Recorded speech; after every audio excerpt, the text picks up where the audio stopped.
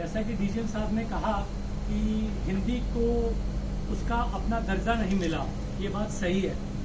हिंदी को उसका अपना दर्जा अंग्रेजों ने नहीं दिया, पर हमें ये समझना चाहिए कि अंग्रेज हमारे शासक थे। वो यहाँ सिर्फ और सिर्फ पैसा कमाने की, हम पर अधिकार जमाने के मन से आए थे। लेकिन आज़ादी को मिले 75 वर्ष हो गए हैं लगभग।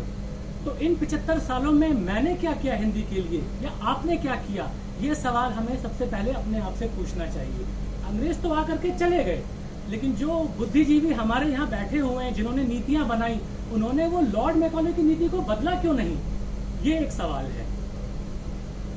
अपने तौर पे अपने आम जीवन में हम हिंदी का क्या उपयोग करते हैं, हम अपने घर परिवार में अपने परिवार के सदस्यों के साथ उसका कैसे उपयोग करते हैं, ये एक सवाल है जो हमें अपने आप से पूछना चाहिए।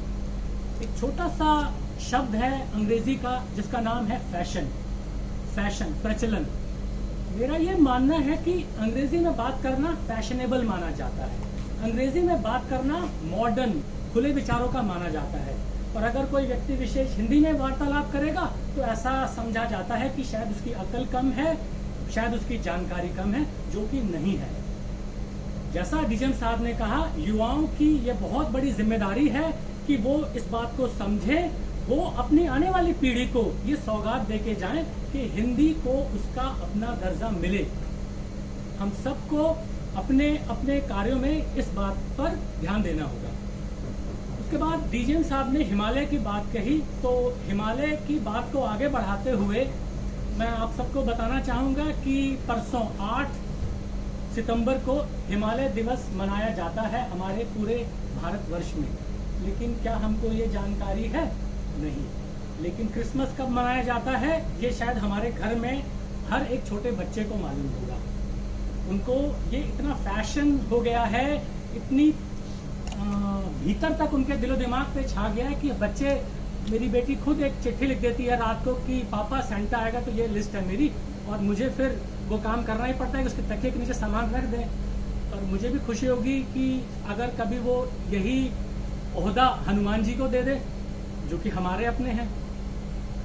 तो जहाँ हिमालय की बात कही, जानकारी के तौर पे हिंदी में मैं आप लोगों को ये बताना चाहूँगा कि उत्तराखंड का जो हिमालयी क्षेत्र है, खास तौर पे ऋषिकेश से ऊपर वाला जो इलाका है, उसको माना जाता है पंचबद्री, पंच केदार, पंच प्रयाग। अर्थात वहाँ पर 5 बद्रीनाथ हैं, जो कि वो मंदिरों की श्रृंखला है जो भगवान बद्रीनाथ, भगवान विष्णु को समर्पित है।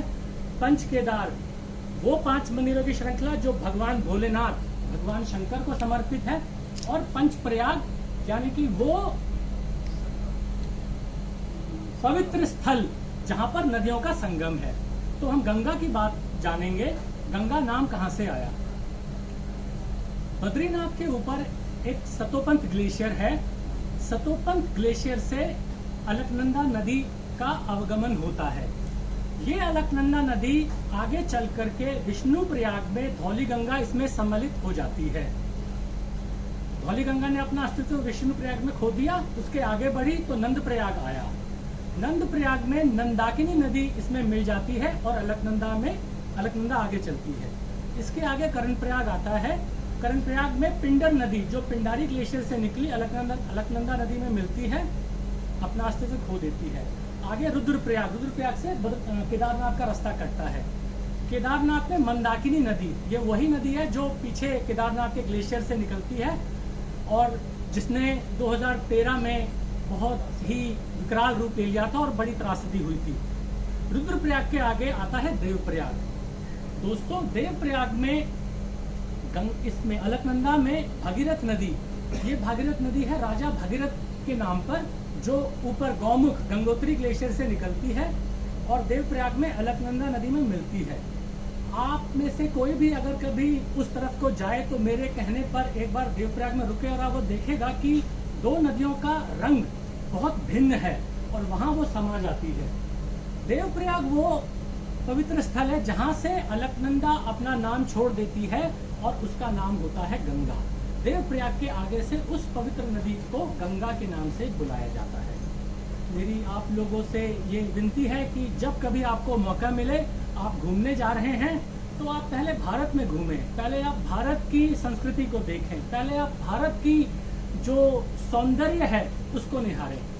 और उत्तराखंड तो सबसे ज़्यादा अच्छा है, तो आप वहाँ ज़रूर जाएं, गंगा नदी के दर्शन करें और उसमें स्नान करके अपने को, आप तो पवित्र हैं और पवित्र हो जाएं। थैंक यू, धन्यवाद।